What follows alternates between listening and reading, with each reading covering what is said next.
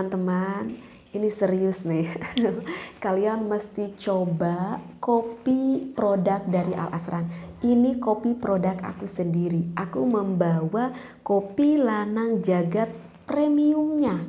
Insya Allah kopi ini dapat membantu untuk menjaga keharmonisan para suami dan juga istri.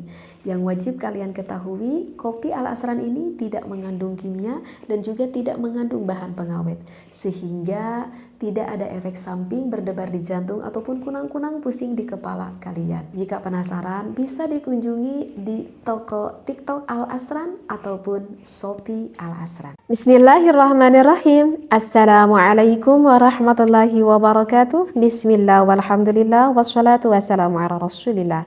Para jamaah fikih nikah rahimakumullah, berjumpa kembali bersama saya tentunya dengan Teteh Iim. Mudah-mudahan untuk pengkajian kali ini semakin menambah keimanan kita kepada Allah Subhanahu wa taala. Kali ini saya membawa kitab Is'adur Rafiq ya, syarahnya Sulam Taufik. Di dalam kitab ini saya ingin menceritakan ada sebuah kisah yang ada di dalam kitab ini. Maka tapi mohon maaf ya jika saya tidak baca referensi kitabnya karena sungguh sangat panjang sekali jika saya baca dengan referensi kitabnya. Di sini dikatakan bahwa Ibnu Qutaibah mengabarkan kepada kami, Ghalib bin Wazir Al-Ghazi menceritakan kepada kami, kemudian Waki menceritakan kembali kepada kami.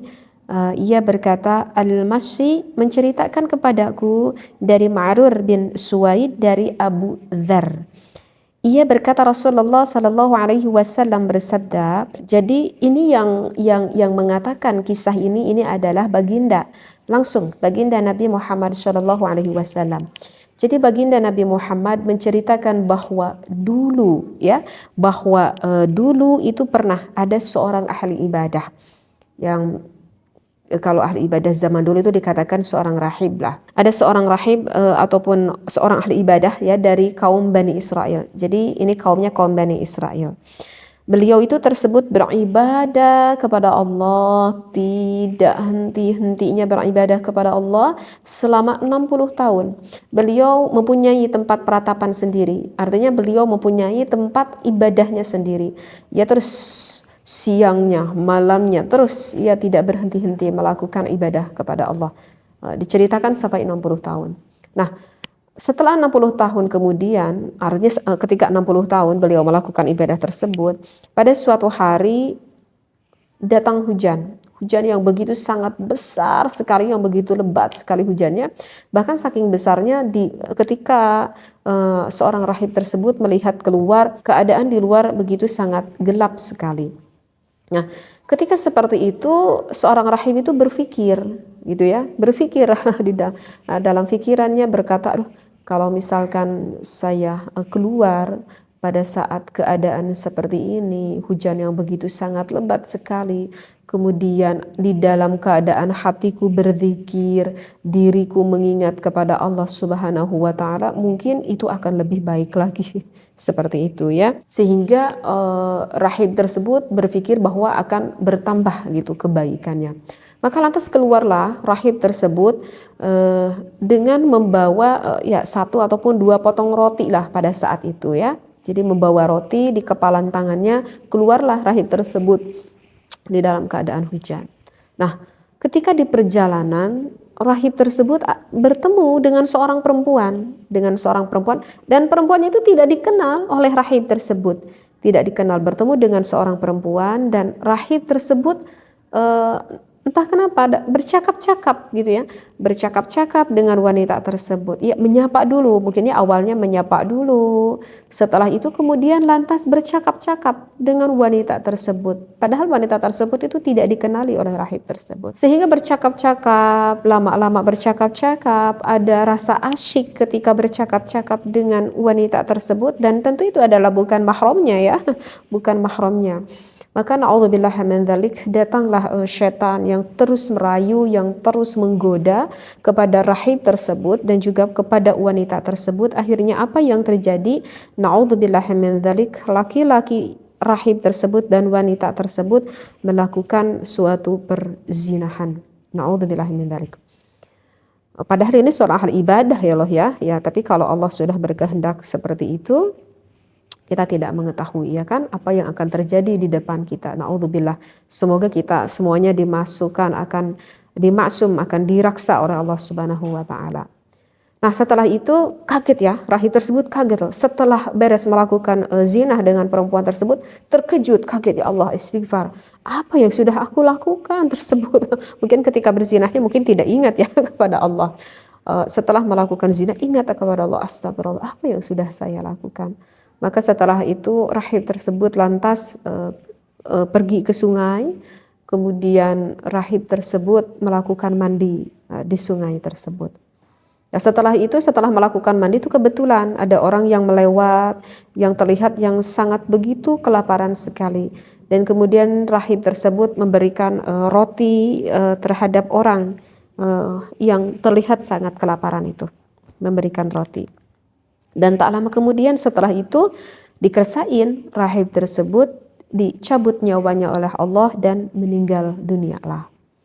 Nah, diceritakan di dalam kisah ini, baginda Nabi Muhammad SAW mengatakan, lantas Allah menghisab terhadap rahib tersebut, gitu ya. Disimpanlah amalnya, kebaikan dan juga apa yang dilakukan di dalam hal-hal dosa-dosanya di mizan, di timbangan. Ketika Masya Allah, ketika di mizan apa yang terjadi?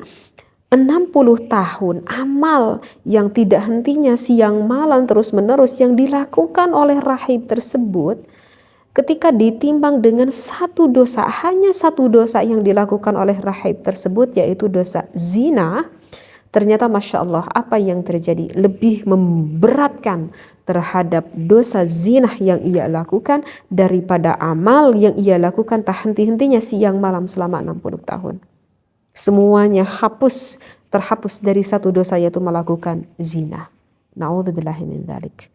Berarti apakah rahib tersebut menjadi ahli nar?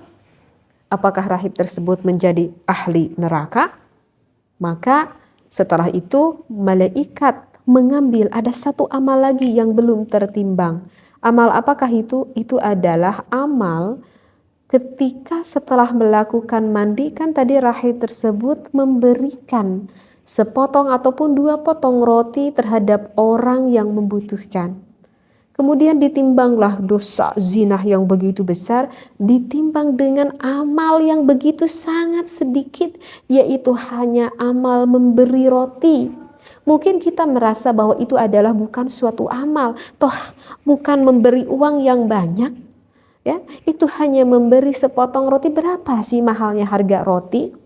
Ya, kalau jika dibandingkan dengan amal rahib tersebut yang dilakukan selama 60 tahun, ternyata Masya Allah lebih berat amal sepotong roti, sehingga yang tadinya udah dosanya di bawah, sehingga terselamatkanlah dosa zina tersebut oleh sedekah sepotong roti. Masya Allah.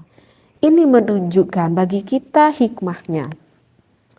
Ketika kita melakukan ibadah selama 60 tahun rahib tersebut, kalau kita pikir-pikir ya dibanding dengan amal sepotong roti, ya sepertinya lebih besar amal ibadah yang 60 tahun tersebut ya. Harga sepotong roti berapa? 10.000, 20.000. Ya, itu pun yang mahal. Yang murah mungkin hanya 2.000 ataupun 5.000 rupiah. Ya kan? Dengan nilai nominal yang mungkin tidak terlalu besar. Tetapi mungkin 5.000 rupiah ataupun sepotong roti tersebut diberikan oleh rahib tersebut penuh sekali hatinya, keikhlasan kepada Allah. Ketika memberikan roti tersebut tidak ada rasa ujub, tidak ada rasa takabur, tidak ada rasa riya.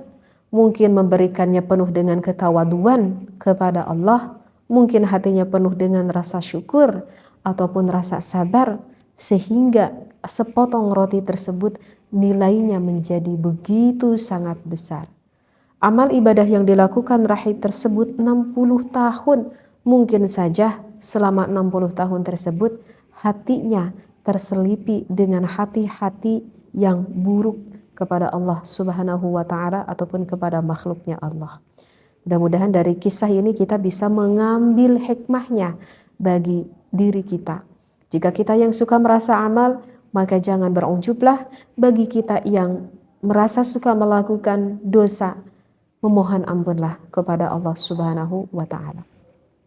Meskipun di dalam kitab Is'adur Rafiq ini, di sini juga ada sabdanya Nabi Muhammad SAW yang menyambung kepada dosa perzinahan. Ingat, barusan juga kalau misalkan rahib tersebut sebelum wafatnya tidak bersedekah memberikan roti tersebut, mungkin rahib ini akan masuk ke dalam nerakanya Allah. Karena apa? Karena dosa zina yang begitu sangat besar sekali dosanya, ya. Untung terselamatkan oleh roti tersebut. Jika tidak bersedekah, ya mungkin udah ahlu neraka ini rahib tersebut.